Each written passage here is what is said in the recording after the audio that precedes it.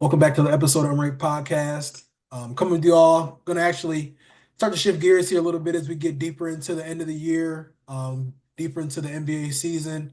Pistons off to a solid start. I think they got their third win about 60 days sooner than they did last season. Currently, 2 games under 500. Um, Had Eric Spoelstra nicely gift us the win last night. Beat some solid teams, the Sixers, the Lakers, within the last like 8 to 10 days or so. So we're gonna just dive in a little bit, talk about what we've liked so far with the new staff, new vets added to the team, how Cade, Ivy, Duran, some of these guys that we've seen draft the last few years are doing so far with good coaching this time around. So yeah, kick it over to you, E. Just want to see your thoughts on what you've seen from the Pistons so far this year. Yeah, no, I would say just refreshing to watch a team go out there and compete and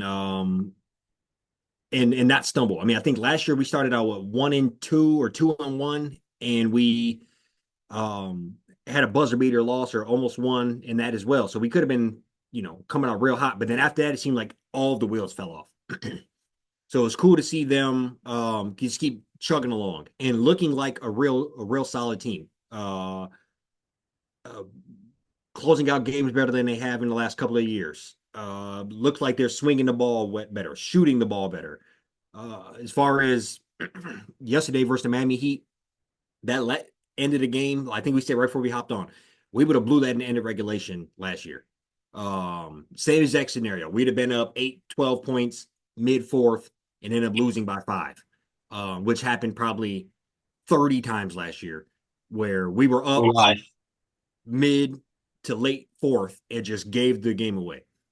So I think it's good just to kind of see them turn the page. Cade has took a couple of steps forward. Ivy's took a couple of steps forward. His jumper's much improved. Yeah. Cade just being a floor maestro, doing whatever. I'll check the box score and Triple Cade doubles has already. crazy. Yeah. Say what? Three triple doubles already. Yeah, that's crazy. And you look at the box score and Cade has some crazy stats. It'll be like at halftime, he'll have 7 rebounds, 8 assists, and 2 points. You're like, what the fuck? And then second half, he'll come out and drop 18. You're like, okay. So he's doing whatever the team needs at that moment. He's being facilitator, and then he's taking over at the end of games. As far as bringing some of the big name free agents we signed, Tobias Harris started out a little slow, but I think he's going to do his job, and that is teach these young boys how to come out here and close games. Teach them how to be professionals at the highest level. Uh, and you look at Malik Beasley, just a deadly 3-point shooter. Every single game, you look at the box score, he's 4-6, 5 of 8, three. Yeah, he's every single game he's just putting up mad numbers, and that's what we needed. We were, I forget the exact number, but I want to say like 28 of 30 teams in the NBA in 3-point percentage last year, or 29. We were like near the back of the league.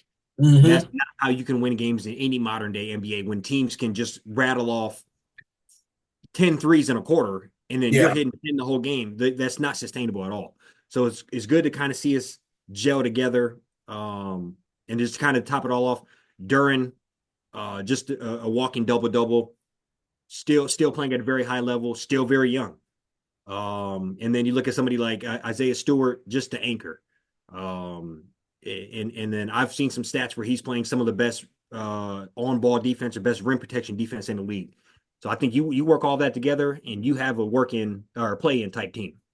And I still think that's the goal for us. That should be the if we can get to a play in this year, that'd be the natural step of where I think this squad should be. And not to count too many wins ahead of us here, but it looks like they have turned the page, and just something I'm excited about. for sure. Yeah. I'm looking, great you said about Beasley. Halftime, he 4 or 5 from three, 5 or 6 overall, 14 points. And yeah, like I echo a lot of what you were saying. Is like this is finally like we finally got like a nucleus Yep. of just Cade, obviously Cade, Ivy, Duran, Stewart, all those guys a little bit older. You have like solid vets. You don't have, we had like Bogdanovich who would be kind of like a one-way player, could just like shoot, and like that was it. You had a lot of, just a lot of guys that were just more so like probably better like playoff rotational pieces just like not meshing very well with the team overall. But yeah, it's just refreshing, man. Like it, I think it's just a great time to be a Detroit sports fan overall. Like, don't watch a lot of hockey or baseball, but they kind of do anything too. But like, felt Yep. like the Pistons are starting to, kind of They were pick the up their. only ones lagging, and they seemed Yep. to. Yeah, so it's like, the last, couple years, like we've had Lions do what they do. Red Wings almost in the playoffs. They're kind of getting there. Tigers went on a run. So now it's kind of Detroit, the Pistons' turn to start picking stuff up. So just excited to see the team coming along. Like right now, up by 13 at half. Giannis got 30 and they up by 13. Without Ivy, without Asar Thompson. That's one thing. We don't even have Asar back yet, working him into the Right. rotation. They got Tim Hardaway Jr. is out tonight. So it's just a good product on the floor right now. Obviously, coach knows what he's doing his thing, and you know, and this is like it could get better. Like trading might, as trade deadline get closer, hitting them phones, pick up a couple assets to like add to the team, add to the rotation, and might mess around and sneak into that play in too.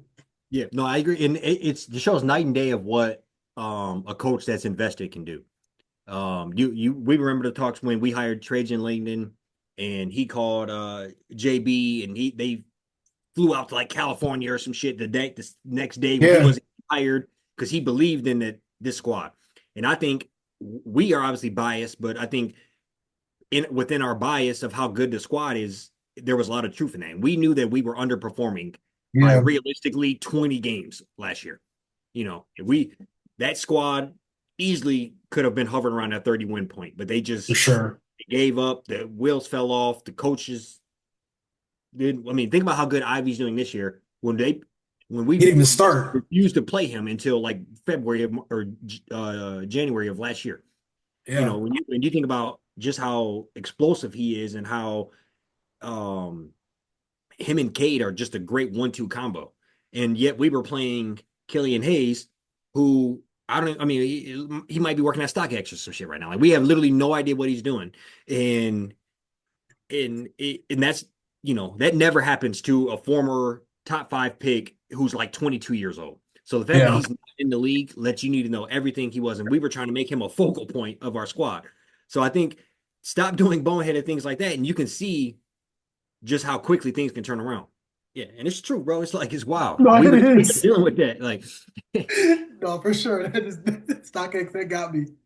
No, you hit on the head there for sure. Like it like we just look like you got a coach, you got people in place that care. yeah, And that's like I feel like that was literally like the difference between like last year and this year. Like we paid Monty all that money, and he was just in a press conference like I wasn't gonna say no to 13 yeah. million. Like, What would you do? Yeah, no, I agree. yeah, like thank you, thank you. Like I'm about to just like, you just kind of knew his head wasn't in it. But yeah, I'm just excited to see what else Trajan can do. Like I was telling you before we hopped on here, it's like can we just stay around 500 for the next, 10 times? Like can we stay around 500 for 8 sets of 10 games? That's Right. essentially all we got to do. It's just, can we go on a road trip and not go 0-5? Can we steal a couple games on a road trip? Can we go to the West Coast and catch a couple teams slipping?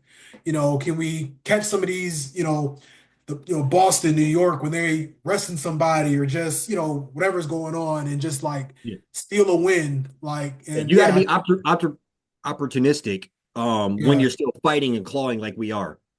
So I yep, agree with that. And we traded for Von Vecchio last year, and you remember how he like even inserting him into the lineup, it was amazing to watch just how better we looked with him in there and having another shooter. And we even yeah, said last year that if we're going to be something, Von Vecchio needs to be like the 8th or ninth player off the team, not the hmm starting four. right, And yeah, and that's literally what's practically happened this year. I mean, he's out this game, but this year he's averaging 19 minutes a game. Last year he averaged 31 for us.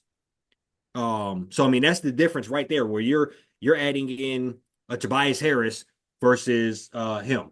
yeah, You're bringing in, you can have, because Beasley he was kind of a, yeah. I think Von Vecchio, it just was, we needed a shooter out there, and it was so for sure. obvious that now with the lineup, and use him as just like a secondary third tertiary resource, which is really what he is. He's a solid player, but he was never going to be a needle mover for us, so we're going to be a playoff team. Right. And I think those are the type of things that Trajan Langdon did and made a difference. So I agree with you. I think we're hungry. And we have, I want to say, two future All Stars on the squad in Cade and possibly three in Duren. Cade, Ivy, Yeah, and Duren. I agree. Um, and you keep that nucleus together. Obviously, we just locked in Cade. He's looking like that is going to be a great contract for us. I mean, I forget the exact stats, but I think Cade is averaging like 23, 8, and 7. I mean, you can't. I mean, what more can you ask for? I You just yeah, I yeah, just hate the East is so slightly more aggressive. Yeah, like that's the speaking only thing I'll say about him. 25 to 27, like the East is just so aggressive at point guard, but he definitely is, an all-star. I hope that I feel like that could just kind of be like the, what he needs to see is like, okay, like I do belong to like really, really start to do his thing. He has some crazy stat like certain amount of points, assists, and rebounds before a certain age, and it was only like him, LeBron, Luka, Jokic, yeah. Luca, and like a couple, like I think like Oscar Robinson or something like that was the only ones to do it too. So yeah, just good to see. And randomly here, Ron Holland had to start tonight. He's plus 16, 9 points, 2 rebounds, assists. I mean, just like stepping in off of like, in a back-to-back on a road, playing Yeah. that well as a rookie. So it's definitely got a lot going for us right now. I think we've talked about Cade, who he could be like, and I think nobody wants to put this on him, but Luca, Mhm. LeBron is the greatest. He takes it and runs with it. He could be Yeah. in the breath potentially. Let's say he could be in the Luca breath. Obviously, he might not ever be LeBron, Hmm. but in that category. Yeah. Uh, and then right in his contemporaries, I mean, I think he's a LaMelo Ball type. Yeah. And LaMelo Ball has been an all-star. He's snuck in, I think, one time, like maybe 22, 21, maybe. Hmm. And I pulled the stats up here. LaMelo's that is, and he's going off this year. He's averaging 29 this year. But I mean, last year, his all-star year, I mean, he averaged 27 and 7. The year after that, he averaged 23, 8, and 6. And then last year, 23, 8, and 5. That's They right in line. started. That's right in line with what Cade is doing. So Yeah. you They you starting to take figure it out that, too. yeah, you take that natural progression. I think, I mean, don't let him come out scoring 29, 8, and 7 next year. Yeah. I'm gonna give me a new K jersey. Right. So, that's kind of what I'm looking for. But it's cool overall. I'm, and we have a squad. I don't think we probably won one inter-season tournament game last year. We got the first one off the books last night. Yeah. We're looking pretty promising this one here. So I think that's all you can ask for your squad. And I think Hmm. other teams, like you said, some teams will have a fire sale, and who knows what you can pick up to be a big difference mover for you. Come around All Star break, and I think we still have enough pieces where you know I can't think of somebody, but let's say we can put together a Tobias Harris first round pick and somebody and go get a guy that's worth talking about. You know what I mean? Like we have players on the Yeah. squad that we can move outside of the big three for us. And Hmm. I agree. Not to say that we should blow it all up, but I think that's why Just you go move. and sign Tobias Harris for 2 years, 50, where Right. it's not going to break your bank, but it's also, a team could want that, you know. Yeah. Because I do feel like between like Stewart and Duran, somebody's going soon. Yeah. So I'll be curious to kind of see how things kind of unwind as the season goes along. And right now, if the playoffs were to start tomorrow, we'd be the seventh seed. That's a home game in the play-in. Yeah. So if we can just 5-5 in the last 10 games, hopefully hold on to this Bucks game. And we started out with crazy hot. I mean, obviously the Bucks aren't who we thought they were. Yeah.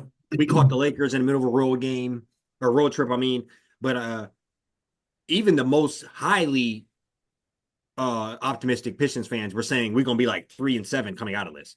Yeah. So the fact that we have stolen that's most optimistic. The fact that we did a game better than most people ever dreamed of.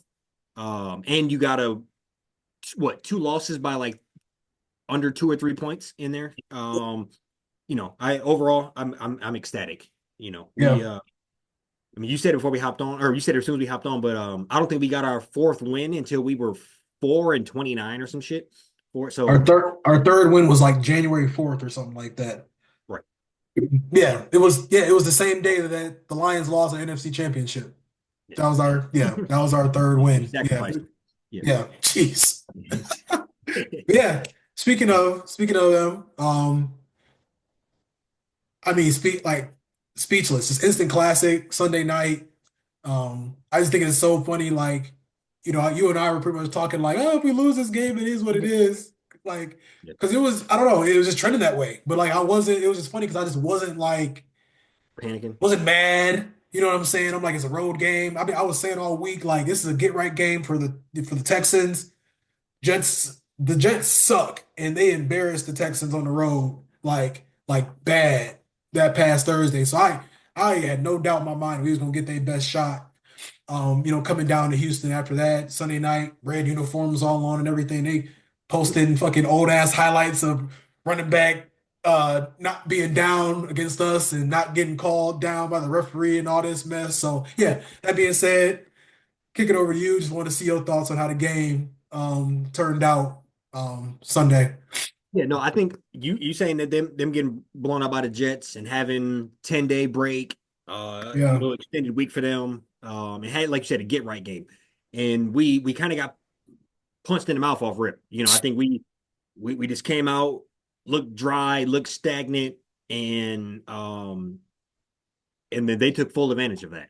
And Jared Goff, I don't know what was going through his mind on some of those balls, but he just kind of he had one of them Jared Goff games. And through what, the first 3.5 quarters or something. And then Yeah. the team found a way to, while we were texting in real time, we got that pick. We made some noise. We started getting a little bit of momentum back. Hitting 58-yard field goals. We wouldn't even kick a damn field goal last year. So, Both people. Onward. and so what I will say is this is it just further made me believe that we are a championship quality type team. Every reason to go in and lose that game. Every reason to mail it in. Hey, we're losing. We're 8. We'll be 7-2 after this. Who cares? We not a division game. Whatever excuses we had. Jared Goff had 4 picks in first 3 quarters, and then whatever. But we did not turn it off. We found a way to creep back in that game, and then turn their offense into just stalemate, where they kind of froze out on us, and then we just kept inching along, all the way till we instant that field goal for the game winner at the end. And so it's something that lets me know that this is what championship teams do. You see it with Kansas City every week. You think they're going to lose, they do some boneheaded things, this and that, and then they block the field goal right at the end of the game. And I think those are the type of things that championship teams find a way to overcome their own faults and Yeah. and just not. I can't think of the exact word I'm looking for, but just don't derail from the mission and Mhm. stay true to the mission. I think that's what the coaching staff has did. That's what the players believe in, and I think a game like that is only going to give them more confidence For sure. to move forward. So Yeah. overall, it's another great win, another just win under our belt, and another something I look forward to seeing how this changes this team as far as, are they going to get relocked in? Are they not Oh, going to their try chest a little too to yeah, much. yeah, yeah. Is Yeah. Jared Goff That's the thing is gonna like we I don't like how we're being covered. Like it's just very unreal. Like it's just very different territory. Like one guy, listen to his podcast all the time. He put us to go to the Super Bowl, and I'm just like, don't do that. You know what I'm yeah, saying? But no, I mean, this is just what it is now, and it's great to see. Like it is.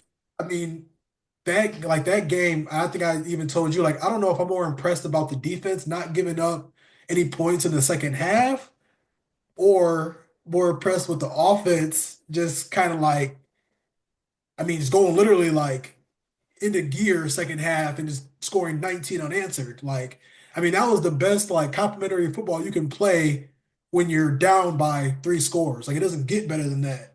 Yeah. And yeah, no, I think for me, like it in And in the midst of all this, we 4-0 without Hutch. Pass rush help is in street clothes. Yeah. Buffs on the sideline, coaching, dancing. I think he's gonna have a real. I think he'll have a real big impact on that D line. Like He I think he's seems gonna to be, yeah, elevate guys. Like not that like Hutch wasn't. I think he's just like to me, kind of seeing how he's been his first couple of days. He's very, you vocal, know, coaching. He's vocal. animated. That's kind of what he seems like. That not, and obviously we love Hutch Yeah, and them two together will be prime, but we gotta. yeah, He seems like a guy that's just highly energetic, charismatic, fun to be around. I think the guys kind of rally around that. kind of like Not Rasheed that Hutch Wallace. isn't that way, but Hutch seems more of like a I'm gonna just go do the work and then I'll be the leader that way. Versus, Yeah, stand. I've never seen Hutch stand on the sideline and yell at the defense about doing shit. right. Yeah. Yeah. So no, yeah, we got our Rasheed Wallace sitting on the sideline, kicking it. But I think, I mean, man, so many plays come to mind like that. Dan Campbell's like, I love when he's doing his little interview at halftime, and he's just screaming at the reporter for like 90 seconds. But he's like, he literally was like, we gotta get a turnover. They got a turnover like seconds later. Spoke into Like existence. Yeah. Carlton Davis, that's probably one of my favorite signings of the all trades or acquisitions of the whole off season. Super Bowl caliber corner, getting that pick, making up that ground to get the other pick. And that Without was like a game because that was gonna be it, 30-7 or 30 because the first pick he got, I'm pretty sure we scored and then yeah, like or something like that where one I of the think it picks was we there. ended Yeah, up yeah. giving him the ball right back, like after one of the picks, something like that kind of crazy happened to where yeah, but anyways, yeah, no, I'm just impressed with the fight. They kind of said in the second half, like, we about to just run behind Sewell. And he was literally, they ran all these plays to the right. They were splitting him out like farther from the line of scrimmage just to give him more free reign to go after safeties and corners. I should have sent you that clip that I saw, but he was one of them. He was way out on the screenplay. And I think the one to Gibbs as he was going on the sideline for that like 20 some yard gain. But No, um he's just a snowplow coming through. Like yeah, and literally, then he made two guys Gibbs run or into each other. Gibbs just clear, perfect room Yeah, behind him. It's he was insane how he was running hard. Yeah, he's one of the better. Obviously, he's one of the better offensive linemen I've ever seen. I'm not even just trying to say that. He's yeah, like he he's a freakish athlete. He's just the right amount of mean. He's just the right amount of poised. Like yeah. Campbell it's said if we had another crazy. Sewell, he'd be at tight end. He Yeah. said he put him at tight We had to put him at the other tackle. We had the best line ever. end. Man, oh my gosh, yeah. Like it was just belt to ass that second half. Like I Yeah, like literally the clock was going so slow, and I'm just sitting there watching it like, are we about to walk them down? yeah, And them field goal kicks, you want to talk about, I'm pretty sure you could probably barely fit an index card yeah, through the football and the goalpost on both of those. Like yeah, it didn't even look like the first one went in from yeah. 58. And that That second one, I'm pretty sure, I don't know, I was nerd. That was it was. if the commentator didn't say like good, I'm like, I wasn't too sure at first. Like it was very, very close the way it was rolling in there. But man, hell of a But game. I think as a team, it gives you confidence when you can have a game like that and come out and still pull it out. Like Jared, if you just looked at the box stats, in I think we averaged like 3.5 yards a carry. Jared Goff had 5 picks. You'd be like, oh, we lost for sure. Yeah. But no, we did. And like you said, coming off that 4 game stretch that we've had, with a couple of roll games in there, Hutch going down, we had every reason to drop a couple, and it wouldn't have meant that we wouldn't be still potential Super Bowl bound. But I think Right. that we have not did that gives everybody confidence. As far as from top down, from the coaching staff down to the players, down to the kicker, who those are the biggest plays of his entire life. And I think if you In his expect him, hometown. yeah, where he sold bricks, if you expect him to be able to do that in late January, potentially in a Super Bowl in February, you got to give him that experience. Mid March or mid November. I mean, so it's those are all things, and I feel like I've been hard on Dan Campbell, but I think in the past, and I've obviously let off on that because he has turned the squad around. But I think even he has learned on the game. He's much Yeah. less aggressive, and I think that spontaneous aggression, aggressiveness is the best. If it's predictable that we're gonna do it, like I think we did. What was it, first the Vikings when we went for it, like early Yeah. fourth or early first quarter from like the 25. That is like I literally I was watching it on my back deck because kids had the TV took over, and I'm literally was like I just had a sense in my body. I was like, we're gonna fake this, and literally I think the whole defense did too. And so I think Yeah. when we can have everything working to our advantage, where they have to think about it, but they know we're not gonna do it. When they have to think about the pass game, but they have to really think about the run game. And like you said, complementary football, and we are doing that to the highest level. And I don't know. This is probably the best I've ever believed in the squad. Like it's Yeah. I mean, watching them go 4-0 without Hutch, like I'm just like, yeah. Watching this defense compared to last year, oh my like gosh. And I think that yeah, obviously the kicking game is helping, but like that secondary, I mean, we literally we have the best safeties in the league right now. yep, Like last game was their first game where they all season, 8 games into the season, their first game where one of them didn't have a pick. yeah. So And and I think very well, how we play is sustainable and it travels. That run game travels. Jared Goff most of the time travels. yeah, uh, just to speak on the run game, I mean, Montgomery is a bull, and I think I have the stats pulled up here. They're literally Montgomery and Gibbs each have 122 carries, so yeah, I saw that. that is incredible. That just how I fine would, tuned they are running that. yeah, And, and Gibbs obviously a little more big play, so he has 6 yards a pop. But Montgomery gets all those dirty carries at the goal line, dirty carries at the third and one, third and he two. kind of like the tone setter too. Like Yeah, he'll kind of start a game. They'll give, I think against like the Seahawks in a couple games this year, he'll get you 25, 30 in the first quarter, just kind of beat up the defense, had them on their heels early. yeah. And I think that's a great point. And just that yin and yang between those two is hard to defend. Hmm.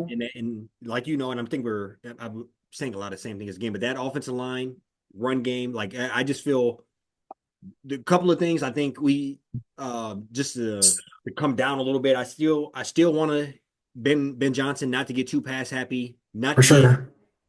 overly creative and coach his way out of or coach his way into some crazy predicaments. I just talked about Dan Campbell Yeah, and when to be aggressive, when not. Um, those are the type of things that I think could derail the squad. We're young at defensive back. Terry and Arnold, I think he had a pass interference his last game, first one, it's like and week 6. yeah, and that the fact that he didn't let that get to his head is good. But I still think we've had these young guys in the fire so much that I'm hoping by the end of this year they will be like a not first year player For because sure. It's we like a third, like a vet. yeah Yeah. we've had two guys that are rookies play hella snaps in the back in our defensive backs. And so you work in that with a couple other guys potentially coming back. Fanwu, Yep. Mosley. Because Yeah, and we that's where like we're gonna need I to. always say his name wrong, but Elifanwu, like he was a Yeah. key contributor last year in in He in, like in, that in large defense turned stretches of the up. season. So the fact Yeah. that we can remove Hutch, if we would have go last year and said, week 10 or whatever, Hutch is gonna be gone and the follow was gonna be gone, we'd be like, what's the defense gonna be doing? We'd be like, oh, we're in shambles. You Right. know, we're Yeah. but no, Yeah. The it's been the secondary exact opposite of that. vastly So improved, getting turnovers. Real quick here, we can talk about the Jags for a hot second. Got McCorkle and them rolling in. Um, so I think this is one of them games where I don't feel like Dan Campbell is going to let them necessarily slip. I feel like if anything, it's going to be like we got some shit we got to clean up. It's kind of based on how that first game went. Um, yeah, I'll give you about 60 seconds to just kind of see what you think about the Jags coming in.